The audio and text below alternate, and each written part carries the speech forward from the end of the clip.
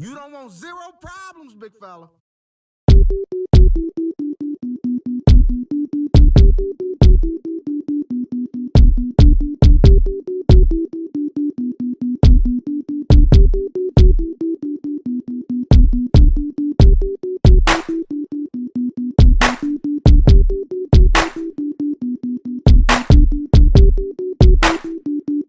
What's going on, folks? It is Friday. Hallelujah. The week is over.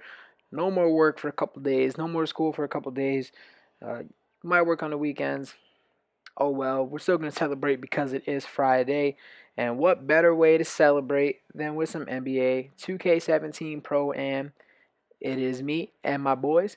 You see, this lineup here is a little bit different. Now, I'm going to bring you this gameplay for a few reasons. You see in the beginning that their record was kind of shitty, and that's not why I'm bringing you this gameplay. I'm bringing you the gameplay because it was a fun gameplay. A couple cool things happened in this gameplay, but more specifically, it's kind of about the idea of rotations. Especially for my pro-am players, maybe my park players, you guys might run with a certain crew that you guys like to run with, but in pro-am specifically, especially for the team owners, I try my best to run with the same lineup all the time. Our typical lineup, we use Miles, myself, Luke, Rady, and Roland. That's our 1 through our 5. Devontae has been playing a lot with us lately. Rady's been playing with us more lately also. But you see here we got George and we got Kevin. They're running with us. Now, it's always a little challenging as a team owner when you're trying to pick players that can run with your team, especially in our case because we do have so many people that run with us. We have our core 3 or 4, but that fifth person really gets swapped out all the time. You know what I mean? It's usually myself, Rady, Roland. Those are the main 3. During the week, sometimes it's hard for Luke to get on because of his other arrangements and stuff. But those are our 3, and then Luke runs with us on the weekends. So we got basically have 4. But then that fifth member constantly gets swapped out. It's either Miles, or it's Devontae, or it's Donnell. In this case, we couldn't get Luke or Miles or Devontae, so we had George and we had Kevin run with us. But it's a little sometimes difficult as a team owner to get different players to run with your squad because you don't know how that player is going to fit with your squad. You know what I mean? Luckily, Kevin and George are friends of ours, so the kind of mixing together with our personalities for the most part is easy because we're all friends. But like a perfect case was when I hit Donnell up and I wanted Donnell to run with us. You gotta be a little hesitant because you don't know, you know, personality wise how he is. You know what I mean? Is he too serious? Is he too laid back? Does he like get offended easy because some of the shit we say is kind of outlandish? Things like that. And then on top of that, you also have to think about how he would fit into the playstyle. Now, when you got a big team like we do, for me, it's not just about how you fit in with the main squad, which is me, Luke, Rady, and Roland. Because the 4 of us, for the most part, we've been playing this game so long together that the fifth person, I don't want to say doesn't matter. Like, it makes it easier when it's like Miles or Devontae. Like, it makes it easier. It makes it also more fun because we're playing with a bunch of our good friends. But like if a random was like if we were playing walk on and a random was okay and he had a mic and he was okay enough to run with us, I wouldn't be worried at all because I know the 4 of us can hold down our team. You know what I mean? It's like playing with an AI. We've done it before, so we would hold down our part and the part of the fifth man. But the important aspect in terms of trying to get a new player on board is how is he going to fit in with the second string or the third string? You know what I mean? Like, how is so and so going to run when we play without Roland, or if we play without Luke, or we play without Rady and Luke, or out Rady and Roland. You know, like how are these people gonna fit into our team? Not just our team, but like our system. You know, we've kind of developed a system for ourselves. So how are they going to fit in to that? That's the really difficult part, is assessing that. But luckily, most of the people that we run with are our friends, so it's fairly easy for the most part. But I've kind of talked a lot, so we're gonna try to get into some gameplay commentary. See here, about halfway through the second, a little bit more than halfway, and it's 18-17. It's a tightly contested game. Now, we did not play for a couple days before we ran this game here. So you add that factor on top of we're running with two people on this team for the first time. It made it a little... It took us a while to get into the swing of things. That's the way we're going to put it. We've run with George before, but this is the first time in a really long time we ran with George. We ran with Kevin, but again, this is also the first time in a really long time that we ran with Kevin also.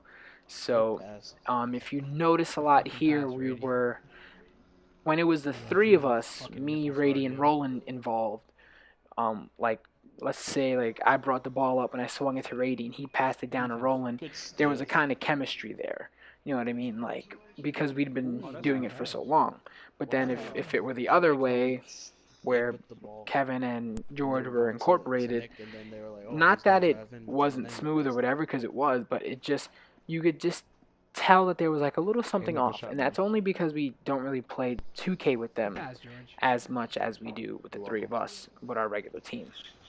So anyway, you see that we got some badges activated. Roland's glowed up. I'm glowed up. Rady's glowed up. You see there, Roland got the sharpshooter. He is a stretch big. Now, a couple videos ago, for the last few videos, actually, I've been talking about my favorite player of Roland's, and this is it, his stretch big. His stretch big is my favorite archetype he's ever come up with. And Roland and I have been playing 2K together on PS4 consistently since 2K15. We go back to the 360. We played 2K14 together, and this is by far my favorite player that Roland has ever created. I don't think it's because we're shooters, but we just have a kind of like connection where I know where he is at all times, he knows where I am at all times, and we really feed off of each other. Not to mention, his dude just drops buckets, like on a reg. He can't help it. Homie drops buckets. You see here, he's the player of the half. He's also a giant.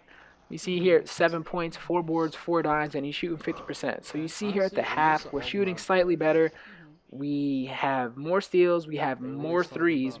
We have 3 3-pointers to their none, 3 steals to their none. We have 4 less turnovers. We have 3 more assists, and we're shooting at a higher clip. So at this point in the game, even though we're down 1 and it's a really close game, we are playing a lot better than they are, I feel. See, like, that's what I was talking about, just knowing where Roland is. And I've become better at 2K as a playmaker. And by that I mean just having total trust in my teammates, where I've kind of not cared anymore about, oh, if I get a turnover or things like that. Like, of course I'm not going to make a dumb pass, but because there are times when on my screen I won't see Rady or I won't see Roland, and I tell them, literally, if you call for it, I will give it to you. I won't even look and try to find you. Call for it, I'm giving it to you. That's it. And I feel like that's made me better, because it helps me get the ball out of my hands, because sometimes sharpshooters' playmaking ability and their ability to handle the ball is weak as fuck. Like, let's be honest, guys.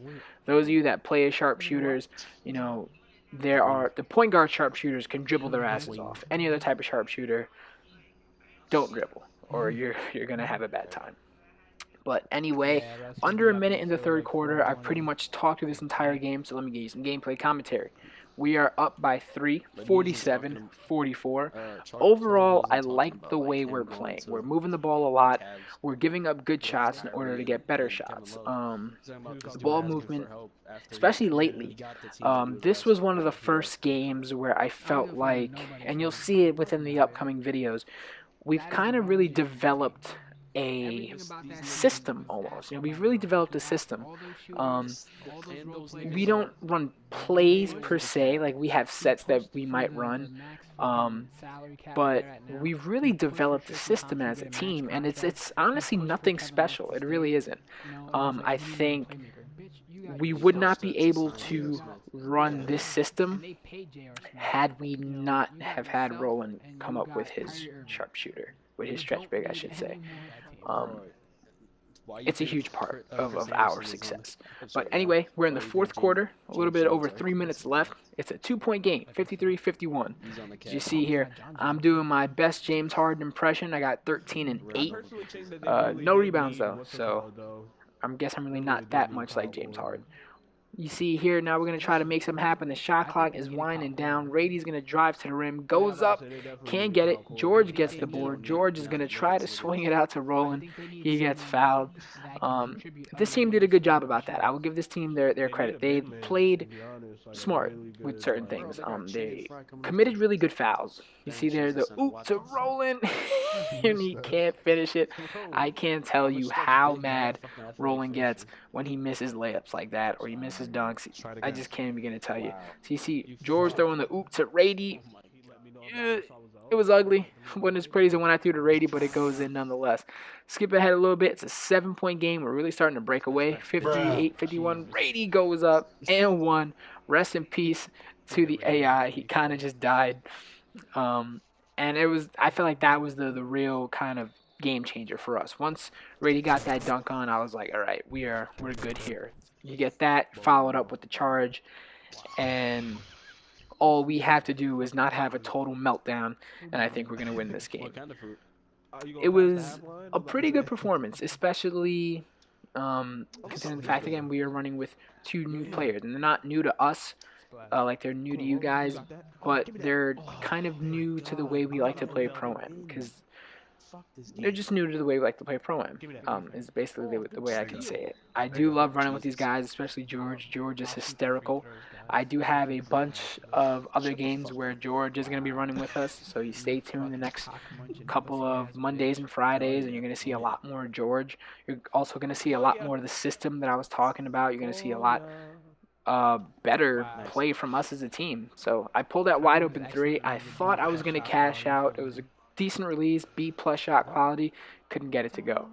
So 1:06 left, we're up by 7.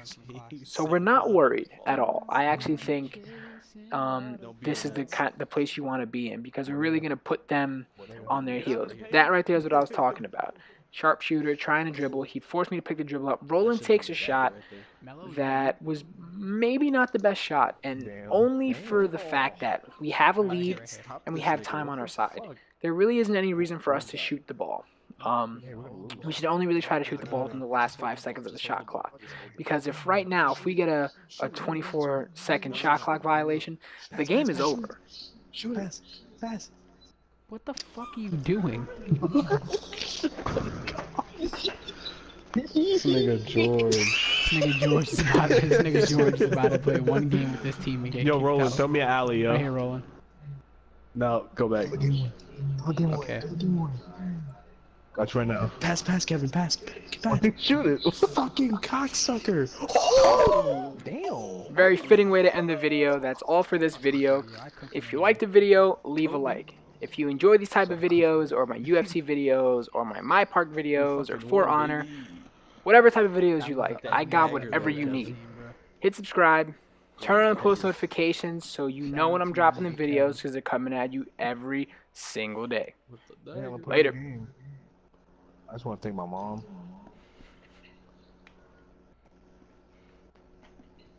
I just want to thank George.